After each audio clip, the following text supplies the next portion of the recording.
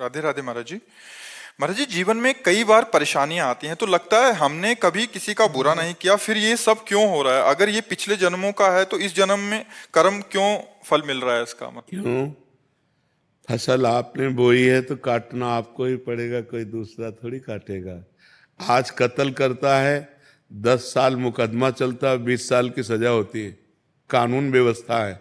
ऐसे ही हमारी भागवतिक कानून व्यवस्था है।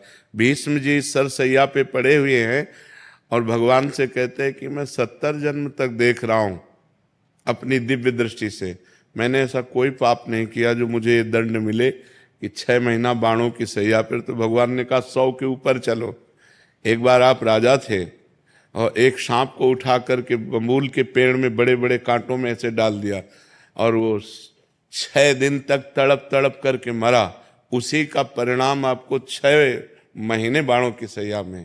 तो एक बार किसी एक आदमी का कत्ल किया तो उसको 50,000 जुर्माना या 1 लाख जुर्माना और आजीवन सजा, क्या दंड मिलते हैं? नहीं मिलते। तो हमारे तो न जाने कितने पाप हैं। अब कौन ऐसा शरीरधारी है जो झूठ नहीं बोल रहा? कौन ऐसा शरीरधारी जिससे पाप नहीं हो रहा?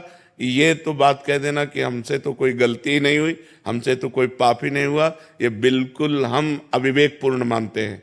नहीं, ऐसा नहीं है। हम सबसे गलतियां होती हैं और उसी भगवान के दरबार में अन्याय नहीं है, क्योंकि वहां किसी के गवाही की जरूरत नहीं है। वो सर्वव्यापी परमात्मा आपके हृदय में ही बैठा हुआ है।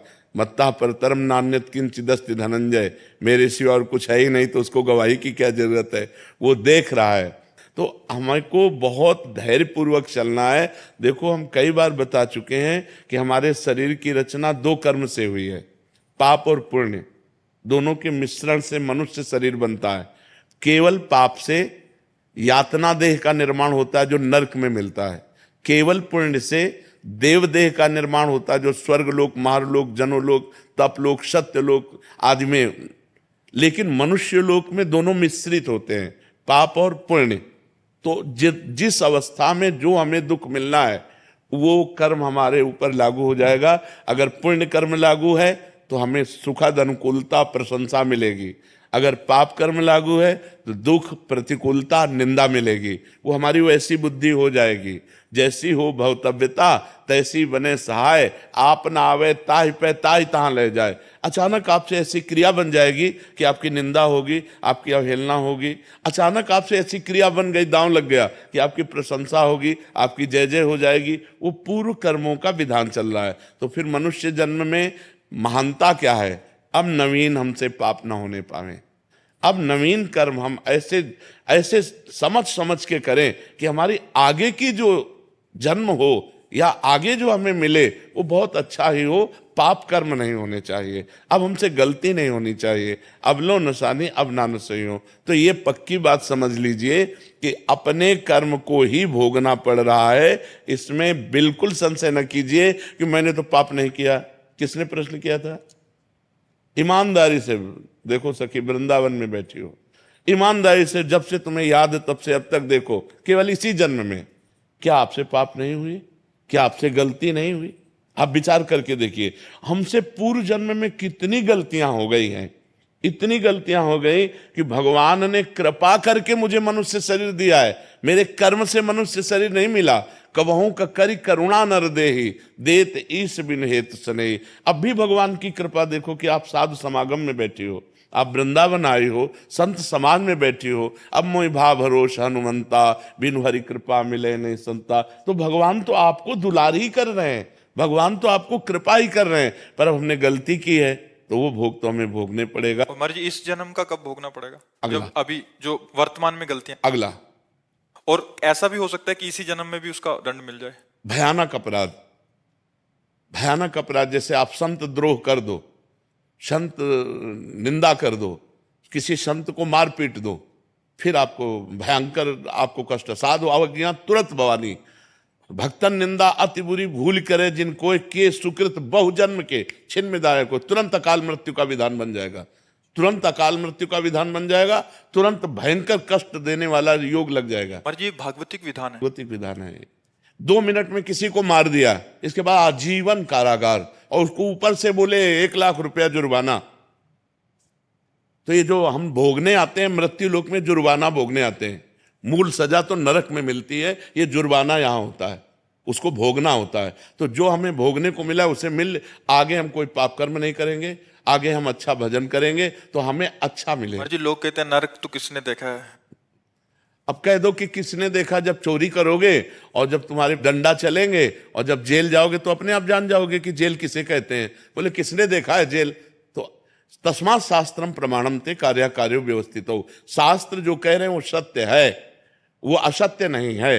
अब हमें बहुत छोटे हैं, कूप मंडूक हैं, जैसे कुआं का मेढक है ना, एक समुद्र का मेढक गया तो कुआं के मेढक ने कहा कहां से आए? बोले समुद्र से। बोले तुम्हारा समुद्र कितना बड़ा है? इधर से इधर उछला कुआं का मेढक। बोले इतना बड़ा है? बोले नहीं। बोले इतना बड़ा है? बोले नहीं। बोले जिंदगी भर तू उछलता रहे तो भी तू समुद्र की था नहीं पा सकता। अनंत ब्रह्मांडों के रचयिता भगवान ने रचा है, स्वर्ग नरक, पाप पुण्य, उसका फल दोनों रचे और आपको छूट दे दी है, आप पाप कमा लो या पुण्य कमा लो। तो मनमानी आचरण करने में कोई तो मानता नहीं है, और जब परिणाम आता है तब भगवान को कोसता है। तो ये विधान भगवान का बनाया हुआ आपके कर्म के अनुसार है, आपने जो कर्म किया उसके अनुसार विधान बनाया हुआ है। को न काहू के सुख दुख कर दाता, निज कृत कर्म भोग सुन भ्राता। इसीलिए जो धर्मात्मा पुरुष होते हैं, शास्त्र को जानने वाले होते हैं, एक भी कदम गलत नहीं रखते। ए भाई मैं नहीं पाप कर्म नहीं करूंगा, तो मुझे मार डालो पाप कर्म नहीं करूंगा, चाहे जितना कष्ट दो मैं अधर्म नहीं करूं। क्योंकि जानते हैं कि अधर्म जो है ब्याज के ऊपर ब्याज लग करके ऐसा फलीभूत होगा कि हमारे पुरखा पानी पा जाएंगे भोगते भोगते। तो ये भगवान का गलती थोड़ी है कि यार एक को तो इतनी सुख सुविधा दे दी, एक को इतनी दुख दुविधा दे दी। नहीं, दोनों के कर्म हैं। उसने कर्म किया उस जगह पहुंच गया, उसने कर्म किया इस जगह पहुंच गया। एक बार राजसूय यज्ञ में एक चीटा एक दाना लेकर के चावल का, और एक टांग टूटी हुई थी, 3 टांगों से बड़ी मेहनत से चल रहा था। अर्जुन जी ने देखा, भगवान से कहा सर्वलोक महेश्वर श्री कृष्ण, क्या इस पर कभी कृपा नहीं होगी? ये बेचारा चीटा एक चावल के दाने को बड़ी मेहनत से ले जा रहा है। तो भगवान ने कहा तुम्हें पता नहीं, मुझे पता है, ये 14 बार इंद्र बन चुका है। राजसूय यज्ञ का वो चीटा जो एक दाना चावल बड़ी मेहनत से ले जा रहा था, वो 14 बार इंद्र बन चुका है। महाराज नहुष इंद्र के पद में थे, और व्यभिचार प्रवृत्ति से इंद्राणी के साथ भाव गलत किया तो तुरंत जो है अजगर की योनि में आ गए। कर्म तुरंत देखो ना, बड़े बड़े अधिकारी को सस्पेंड कर दिया जाता है। आप अपने कर्म जहां उत्तम किए तो आप चढ़ते चले जाएंगे। बुद्धिमान वही है जो सुख दुख को भोग कर भजन करते हुए नया पाप ना करे और अपने जन्म को भगवान में समर्पित कर दे। यहां का यश कितने मिनट का? जब तक तुम्हारा शरीर छूटा कौन पूछता है यार? तुम चाहे जिस पद में हो और चाहे जितने बड़े यशस्वी हो, तुम्हारे मरने के बाद यहां जब भगवान का नाम नहीं ले रहे लोग तो तुम्हारा नाम कहां से लेंगे? और तुम्हारे साथ जाएगा क्या? यहां का बैंक बैलेंस, यहां की वाह, यहां की तुम्हारी पत्नी पुत्र परिवार। अरे जब देह नहीं जाएगा तो तुम्हारे साथ कुछ नहीं जाएगा। दुनिया में लाखों का मेला जुड़ा, हंसा जब जब उड़ा तो अकेला उड़ा। उसे अकेला भोगना पड़ता है, फिर नई योनियों में जाकर के दुर्गति भोगता है। इसलिए होश में रहो, जो पूर्व पाप का कर्म है उसे भोग लो हंसते हुए। आगे कोई पाप मत करो, नाम जप करो और अच्छे आचरण करते हुए विजय को प्राप्त हो। परमात्मा ने तुम्हें खेती दे दी और बीज दे दिया, अब बोते क्या हो ये तुम्हें देखना है। खेती दे दी भारत भूमि में मनुष्य शरीर, बीज दे दिया तुम्हारी बुद्धि। पाप कर्म बोते हो या पुण्य कर्म बोते हो? अब बम्बुल बोओगे, दाग छुआरा खाना चाहोगे तो बेवकूफी होगी। गन्ना बोओगे तो गन्ना मिलेगा, बम्बुल बोओगे तो बम्बुल मिलेगा। अवश्य में भोक्तव्यम कृतम कर्म शुभाशुभम। या मनमानी आचरण करते हैं, इसके बाद भगवान को दोष देते हैं। नहीं भाई, बहुत संभल करके करो, फिर देखो आपको आनंद आता है कि नहीं। हम अंदर की तुम्हें बात कहते हैं, यदि तुमसे पाप कर्म ना हो तो आप देखो आप सुख में ही डूबते चले जाओगे। लेकिन मनमानी आचरण करते हो, पाप करते हो, जब उसका दंड आता तो भगवान को कोसते हो। भगवान एक सर्व समर्थ पिता है जो तुम्हें दे दिया, अब तुम उसका वर्ताव क्या करते हो अपनी श्वासों का, अपनी बुद्धि का, ये तुम देखो। अपनी श्वासें और बुद्धि गंदे कामों में लगाओगे, बोले सफाया करवा दिया, गर्भ गिरा दिया। अरे इतनी हमारे वैज्ञानिकों ने व्यवस्थाएं रखी है कि आप वहां तक पहुंचो ही मती। जब गर्भ आ गया है तो उसको नष्ट करो ही मती। वो भगवान का जीव अंश है। अब आप उसकी हत्या करोगे, उसका दंड मिलेगा कि नहीं मिलेगा? और जब दंड मिलेगा बोले हमने तो कोई पाप किया नहीं। पराये पुरुष से व्यभिचार करोगे, हमने कोई पाप नहीं किया। पराई स्त्री से व्यभिचार करोगे, हमने कोई, हमारा शास्त्र कह रहा है ये व्यभिचार है, ये पाप है। जिस स्त्री को स्वीकार करे आजीवन उसी पर ही अपने जीवन को निर्धारित रखे, किसी दूसरी स्त्री से सहवास न करे। एक स्त्री जिस पति को स्वीकार करे उसे भगवान मान करके आजीवन निर्वाह करे। ये हमारे भारत की पद्धति है। हमने कभी डिवोर्स नहीं सुना पीछे, ये अभी चला है, ये जो गर्लफ्रेंड बॉयफ्रेंड इन्हीं के बाद ये चला है। नहीं, हमने कभी डिवोर्स नहीं सुना।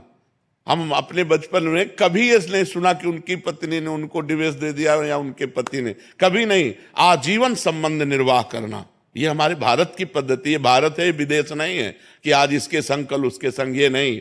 यहाँ धर्म की मर्यादा है। ये परम पवित्र देश है, जहाँ गंगा यमुना और रामकृष्ण के अवतार होते हैं, वो ये पवित्र देश है। तो ये हम कभी भगवान पर आरोप न लगाएं कि उन्होंने हमें दुख क्यों दिया, संकट क्यों दिया। ये हम आपसे प्रार्थना करते हैं कि आप ऐसा मत सोचिए। आपका ही किया हुआ कर्म परिणाम आपके सामने आता है। वीडियो को अंत तक देखने के लिए आपका धन्यवाद। ऐसे हाई सत्संग और भक्ति भरे कंटेंट के लिए चैनल को सब्सक्राइब जरूर करें। हरि बोल।